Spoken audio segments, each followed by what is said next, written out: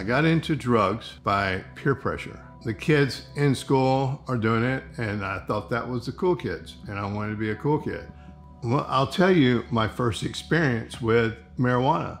Me and my best friend, his older brother, gave us a couple of joints. We took our 10-speed bikes and went up to the woods, and we smoked those 2 joints, and we couldn't ride our bicycles home. We were laughing, falling over so much.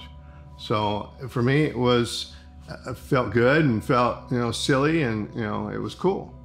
Started out social, going to the parties, and everybody doing just that. So I indulged in first drinking, smoking pot, popping pills, and then hard drugs, and it progressed pretty quickly. By the time I was graduating, a full-on addict. We moved to Istanbul, and being just a normal high school kid, a normal high school kid getting high every day. Smoking pot, smoking hashish over there. But then I was introduced to making money with it. But okay, I see a need for this. Okay, so now I'm dealing the drugs. I'm taking the drugs and I'm selling it to people, and I'm making money. I'm making lots of money. I'm making a lot of money. It was pivotal. By the time I was in my senior year of high school, and we came back to Texas. As a matter of fact, we got kicked out of the country because of my dealing drugs in Istanbul.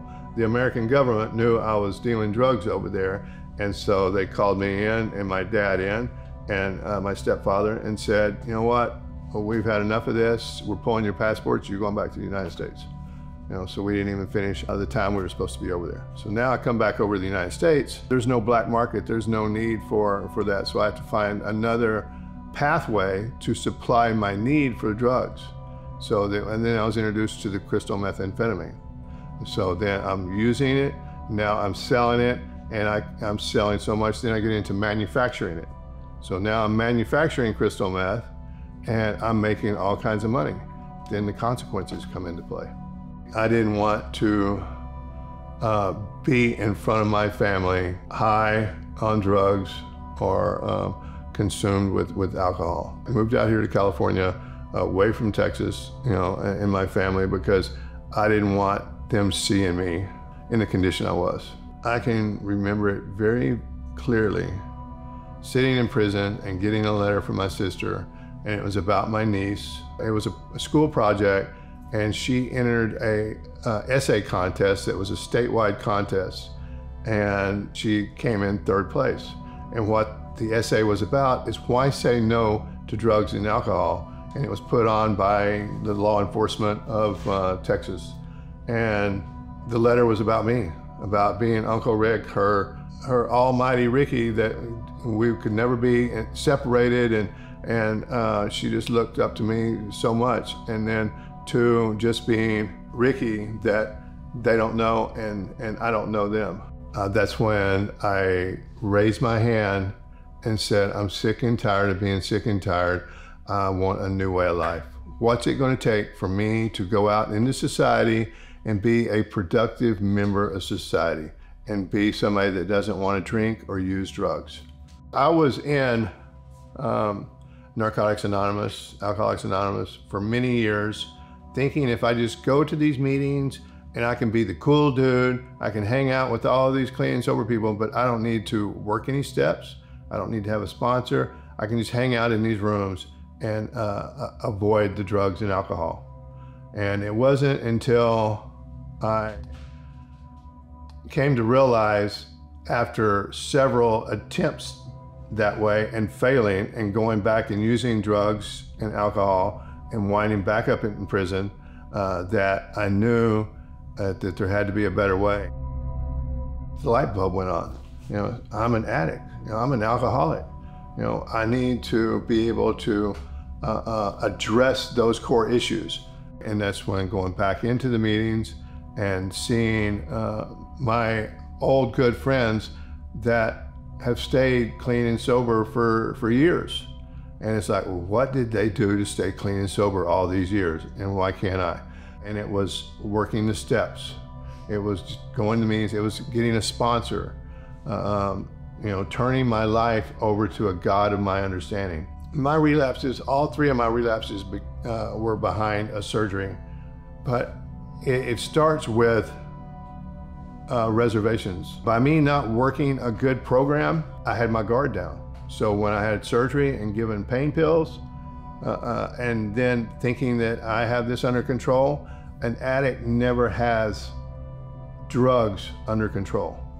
So drugs for me is a bottle of pain pills that the doctor prescribed to me.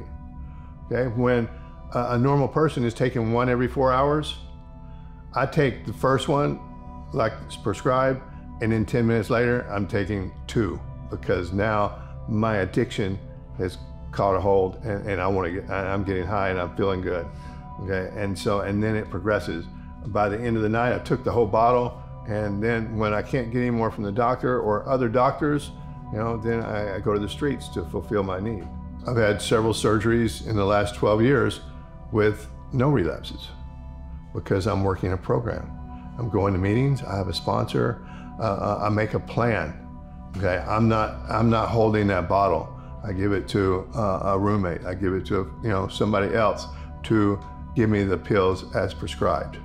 Being in this construction all my life, this time being sober, getting my contractor's license, and being a proud owner of a company that everybody is clean and sober. Besides going to meetings, I go to treatment facilities and to all the guys and girls that are in there. I bring my dogs over there for dog therapy.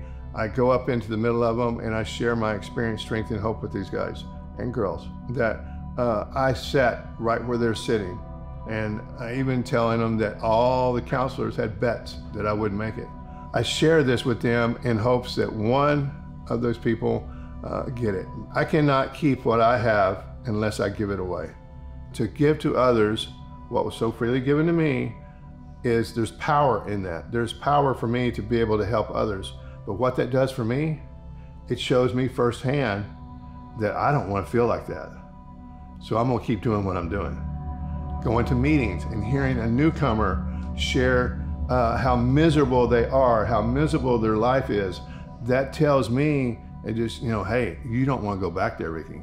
You remember that. You don't forget that, because one bad decision and I could be back there. One drink, I could be back there. Feeling that misery, hating myself, hating everything and giving everything away and having to start all over if I'm lucky.